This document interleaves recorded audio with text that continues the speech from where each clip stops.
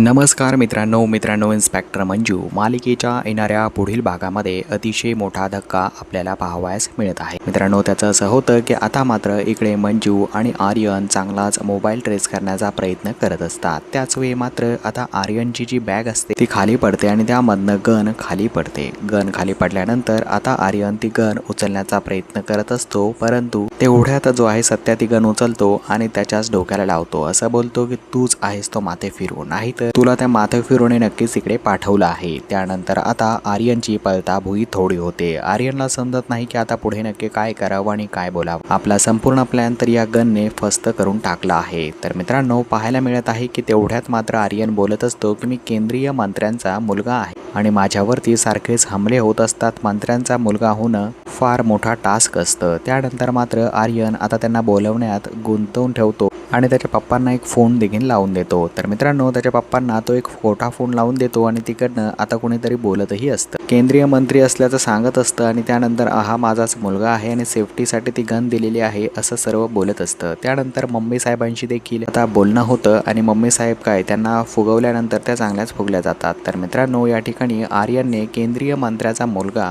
असल्याचं खोटं सांगून चांगलाच पळ काढल्याचं आपल्याला पाहायला मिळत आहे। परंतु आणखीही आर्यन त्यांच्या घरातच आहे आणि लोकेशन वरती आता मंजूला तो तिकडे घेऊन जाणार आहे। तिकडे घेऊन गेल्यानंतर मित्रांनो, तो जबरदस्तीने तिच्यासोबत लग्नही करण्याचा प्रयत्न करतो आणि आर्यन जो आहे तो फार भयानक तिकडे गेमही खेळत असतो। तर मित्रांनो, पुढील भागामध्ये आणखी काय होतंय, आर्यन आणखी काय करतोय पाहणं इंटरेस्टिंग आणि चॅलेंजिंग असणार आहे। मित्रांनो, इन्स्पेक्टर मंजू मालिका तुम्हाला आवडत असेल तर तुम्ही आपल्या चॅनलला नक्की सबस्क्राईब करून घ्या आणि व्हिडिओला लाईक करायला देखील विसरू नका। भेटूया इन्स्पेक्टर मंजू अशाच एका नवीन प्रोमोमध्ये।